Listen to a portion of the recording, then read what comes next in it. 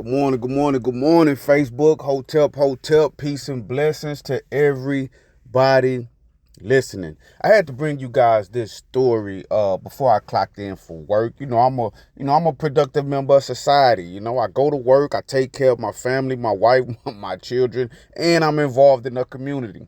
Listen, City Commissioner Chris Sharp has thrown down the gauntlet. Let me say it again. City Commissioner Chris Sharp has thrown down the gauntlet. I have to take my hat off to this young man. Okay, he has thrown down the gauntlet and said that he stands on the side of the community against some of Mayor Johnson's latest policies. Now, I don't know too much about this. I read the Facebook post. I'm going to share the Facebook post with you guys, and I'm going to look into it, and I'm going to do a more thorough video breaking some of this stuff down for everybody, for anybody that watch my videos. And we're going to be looking at this, but from a preliminary investigation, this is disgusting. And I have to take my hat off to City Commissioner Chris Sharp for throwing down the gauntlet and, going on social media and telling the citizens what's going on, because as we all know, right is right and wrong is wrong. Truth is truth and lies is lies. Mayor Dedrick Johnson doesn't like dissent, especially dissent from his city commissioners. We all know, well, all of us don't know, but some of us know. But a lot of us know that it was at one point ex-city commissioner Keith Henry and Dedrick Johnson almost got into a fist fight at a public function at the Dyke a few years back. Oh yes, you didn't know about that? Well, now you do. Mayor Dedrick Johnson and ex-city commissioner Keith Henry almost got into a fist fight, fisticuffs. A disagreement almost came to fisticuffs at the Dyke at a city function. Okay, so we all know that you may end up having to catch the fade, as they say, when you go against some of these policies. That's crazy. But let's get into this. Chris Sharp, Texas City District 3 Commissioner, says, in all caps, and whenever somebody types in all caps, they're raising their voice. They're not necessarily yelling in anger, but they want to get their point across. So he says, community matters, with a question mark. He's wondering, does community really matter? He goes on to say, now, the public cannot speak at our meetings unless their topic is on our agenda. The recent decision by our current administration to change the rules regarding public comments at our city commission meetings without even consulting your elected commissioners or the public is troubling. Transparency and civic engagement are the foundation for good governance. Restricting public input to coincide with their agenda not only silences the citizens who elected us to represent them, it also goes against our city charter, Article 3, Section 1, shall provide that the citizens of the city shall have a reasonable opportunity to be heard at any such meetings in regard to any matter considered thereat. As Texas City District 3 Commissioner, I strongly oppose this change to our public comments, and I urge my fellow commissioners to come together and reverse this. This is just another thing that does absolutely nothing for the citizens whom we serve. And then he says, become a Sharp follower. He puts in all of his hashtags. We see the seal of the city, and we see an image depicting someone standing up at a city meeting. Now, what is he talking about? For those of you who don't know, not only in Texas City, Lamarck, Galveston, League City, Hitchcock, Dickinson, New York, California, North Dakota, South Carolina, Idaho, Kentucky, Louisiana, Florida, you get the point. At city commissioner meetings and city council meetings, where the city government holds monthly meetings to address what's going on in the city.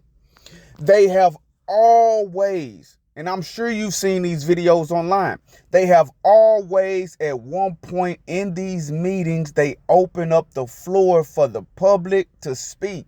Anyone who wants to speak can. In Texas City and in most cities, you get 3 minutes. You get 3 minutes to talk about whatever it is that you want to talk about. Okay. Now, I've used this 3 minutes several times. When I found out that you could do this, whenever there is something really pressing on my heart, right? As a citizen, whenever there's something that I really disagree with, I go to these meetings, I stand up. I've done it in Lamar, I've done it in Tech City, and I've done it in both of these places more than once. You get your 3 minutes. Right? You get your 3 minutes. And so what Commissioner Chris Sharp is saying, he's saying that now the mayor has unilaterally changed the rules without consulting the other city commissioners or the public. And the mayor has in essence said, sit down and shut up. Sit down and shut up. The only thing that you can come up to this microphone and talk about for 3 minutes is something that's already on the meeting agenda. That's foul. That's foul because there are citizens, let's say you have a lot of potholes in your area, and you've been trying to get the city to come out and fix them. The city won't come out and fix them. Some people, they take their 3 minutes. They'll go up to the podium, say their name, say where they live. They'll talk about the situation with the potholes, how it's negatively affecting their community, and they want to get those potholes filled. Now, the mayor is saying if potholes in your area isn't already on the agenda for that meeting, you need to sit down and shut up. If an individual anything if you feel like something that a city commissioner did, or if you feel like something that the mayor did, or if you feel like something that the police department did violated your rights and you want to be heard, if that issue that happened to you isn't on the agenda, you need to sit down and shut up. Now, what's bad about that is because the majority of people, right? The majority of people who come up and speak, they're not necessarily coming up to speak about only what's on the agenda. It's something that's happening it's something that's happening personal to them. Now, they may be speaking on something that a lot of community members are speaking on, but some people, they have issues in their community, they have issues in their neighborhood, and they're like, you know what, this matters to me. I'm going to go up to this city commissioners meeting. I'm going to sign my name up. I'm going to go up to that podium, and then I'm going to speak to my elected officials about what matters to me. And so now Chris Sharp is telling us that the mayor is saying, all of you guys, you need to just sit down and shut up. He doesn't want to hear what's important to you. He only wants to talk about what's on the agenda. Now, what's crazy about that, a lot of people prior to attending the meeting, they don't even know what's on the agenda. I'm going to be honest with you. I've been to several city commissioner meetings, and I've stood up at the podium. I have videos and audio of myself doing this. I've stood up to speak for those 3 minutes plenty of times. Get this. I've never once known what was on the agenda when I went up there to speak. I just had to wait until it was a day when I was off, or I was able to take PTO, and it coincided with the day that the city commissioners meeting was. It's been times that I've had something on my heart that I wanted to talk about, but when the city commissioners meeting came, I had to work and I couldn't take off. So I went to work and I had to wait till next month. Next month came, I had to work and I couldn't take off. So I missed that meeting. Then the third month come around, just so happened I'm off. I don't have anything planned. I don't have to go to work. I don't have anywhere to be. I can make the meeting. I go to the meeting and I talk about something that's been on my heart for the past 3-4 months. You see, regardless of what's on the actual agenda. Now, if the mayor is trying to say you can only talk about it if it's on the agenda, and the mayor and the city commissioners, if they are the ones who are constructing the agenda, then they're basically telling the public, or the mayor is, because Chris Sharp says he didn't consult any of the other city commissioners, that they need to sit down and shut up. Now, I know Chris Sharp is trying to call on the other city commissioners to do something about this, but I'm going to tell you guys something. In Texas City, the mayor has a lot of power. I don't even know if they can override what the mayor said. And I believe that some of this power is just going to his head. This sit down and shut up. Oh, absolutely not. Absolutely not. Just heads up. I'm coming to a meeting and I'm not going to talk about what's on the agenda. That's just a heads up. You won't listen. Mayor, city commissioners, city attorney, and anybody who's there to enforce this, you're just gonna have to deal with me. I don't know about anybody else, but you are just going to have to deal with me that day. And I'm gonna tell you guys something. The city attorney, he's sharp. I can't take anything away from old Kyle. Kyle is sharp. He's a good attorney. He has to know this is BS. Now, see, a while back when I first started trying to get into involved in the community and involved in politics, local politics, I assumed that the city attorney was around to make sure that the city government does things legally and lawfully. Now, yes, that technically is his job. They consult him about what's legal and what's lawful, and he behind closed doors, he'll tell them like, well, yeah, you could do that, you shouldn't do that, you can do this, you can't do that. But even when they overstep their bounds and they do something that's wrong, they violate the charter, the city attorney is more like a defense attorney and not a prosecutor. He's going to defend the city at all costs. He's not necessarily going to defend Dedrick Johnson. He's not necessarily going to defend the police. He's not necessarily going to defend the city commissioners. He's going to defend the city at all costs. It's just like a defense attorney. I can murder somebody, go get me a defense attorney. That defense attorney knows I most likely murdered somebody, but he's going to do everything in his power. He's going to use every legal loophole that he knows to help me. Even though I'm guilty, it's his job to help me. So, Kyle, I understand. It's your job to help the city. It is. It's your job to help the city. But what you have to understand is now it's like you're trying to help your client, and your client is basically just making it impossible for you to help him. Now we're getting into a impossibilities type of scenario. You're going to run out of trump cards. Now, you a very good lawyer. You very sharp. Boy. You know how to twist words, manipulate meanings, find things. You're good at that. I have to give you that. But you cannot defend a self-destructive client. You can't defend a self-destructive client. You could be trying to save this guy convicted of murder or charged with murder, rather. You could be trying to get him the best deal that you want to get him. But if he just keeps going around on social media admitting that he did it, telling people, oh yeah, I hid the gun over here, giving up evidence that he don't need to give up, and you're trying to tell him, hey man, you probably shouldn't be saying that. It's going to make it hard for me to win this case. You have a client that's making it hard for you to win the case. Now, I'm finna say this and I'm going to get off of here. Now, what Commissioner Sharp said right here is very important. And like I said, I'm going to go into this a little deeper later on.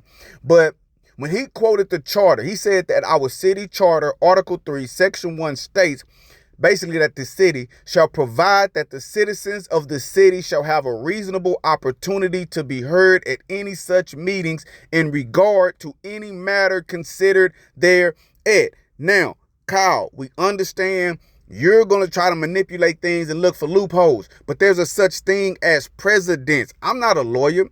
I don't have any degrees. I haven't argued any cases in court. I would never present myself as knowing the law better than the city attorney. I would be foolish. Know your strengths, know your weaknesses. But I do understand that there's a such thing called precedents. So no matter what you say, no matter how you manipulate it to try to make it seem like that the mayor can do what he just did, we're going to look at the historical record. We're going to see if it's how the mayor is interpreting it right now. Why has that never been the case? Was that the case last year? Was that the case the year before that? Was that the case 10 years ago? Was that the case 15 years ago? Is that the case in Lamarck? Is it like that in Galveston? Is it like that in Dickinson? Is it like that in Hitchcock? Is it like that?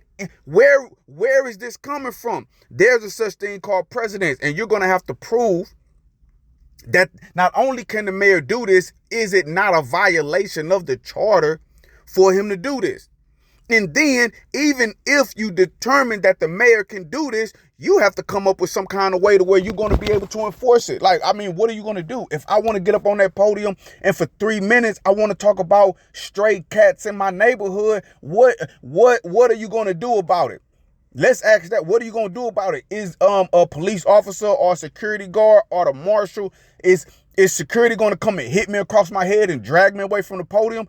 Can I be arrested? Can I be taken to jail? Like, literally, what will you do if a citizen goes to that podium and talks about anything that they want to talk about?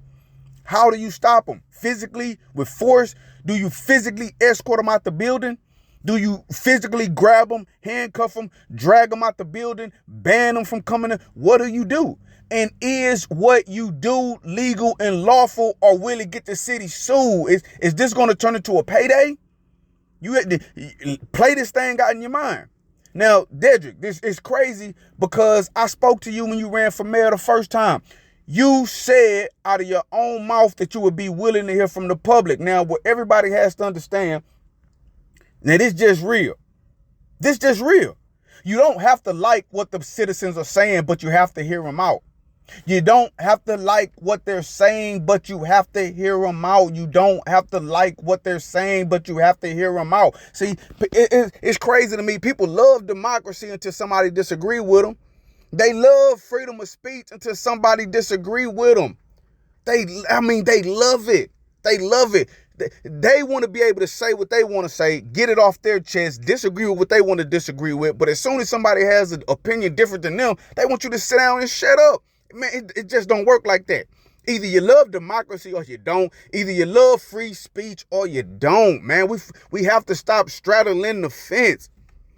We have to stop straddling the fence, and we have to stop taking things so personal. I know it's people in the city. Y'all love Dedrick. I get it. Y'all love him as the mayor. I get it.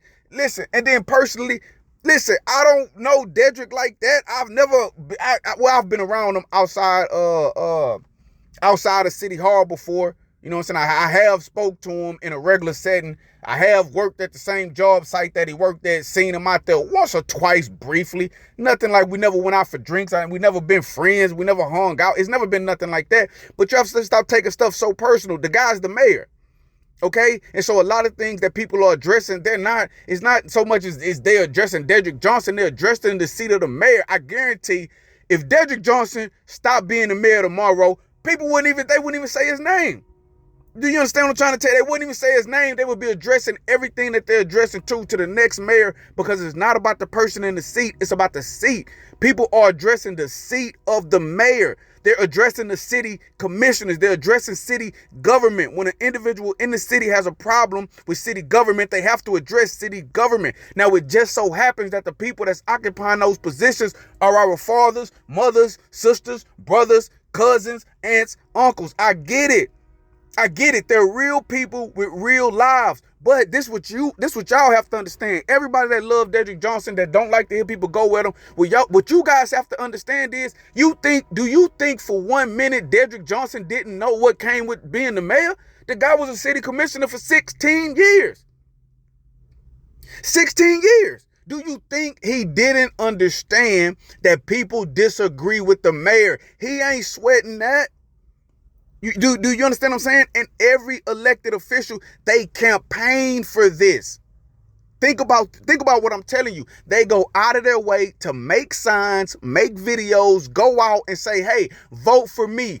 Put me in that position. And they know full well, when they get in that position, if somebody disagrees with them, they're going to disagree hard. They're going to disagree hard. That's just the nature of democracy. So I know some of you guys, y'all love Dedrick Johnson personally. Y'all love him as a human being. That's all well and good. Like me personally, I don't wake up in the morning and think about no doggone Dedrick Johnson. When I'm talking, yes, I use his name. I'm talking about Dedrick Johnson because he's the mayor. If he stopped being the mayor today, I would have no reason to say his name ever again. And I would immediately say everything that I'm saying right now to the guy that was the next mayor. I would immediately stop talking to any city commissioner about any city commissioner if they stop being a city commissioner, and I would address everything I'm saying to the next city commissioner. If the chief of police, bro, it's been several police chiefs since I've been active in the community. I don't care what the name is that holds the title. I don't care what the name is, what the color is, what the background is. I'm speaking to the office of the chief of police. You just volunteered for the job. You wanted the job. The assistant chief, bro, you wanted the job. I didn't make you get that job. You understand what I'm saying? I'm talking to the mayor. He just happened to be the mayor right now. If he wasn't the mayor, wouldn't talk to him. But this sit down and shut up policy, crazy. Chris Sharp, take my hat off to you, brother. We're going to get into this a little bit later. I have to go in here. I have to feed my family. You guys stay safe. Never let nobody take your right to speak from you. Go up there, go to that podium, talk about what you want to talk about. And really, let's just find out what they're going to do about it.